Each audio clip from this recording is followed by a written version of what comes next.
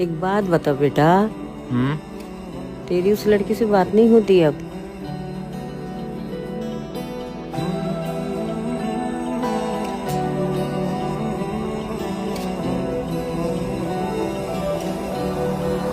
होती है ना, रोज होती है।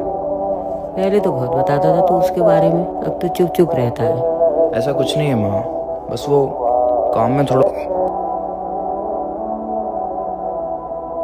जब भी झूठ बोलता है हिचकी आने लगती है।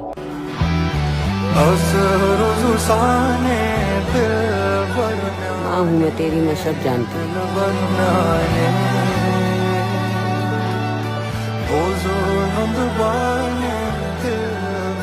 नहीं होती।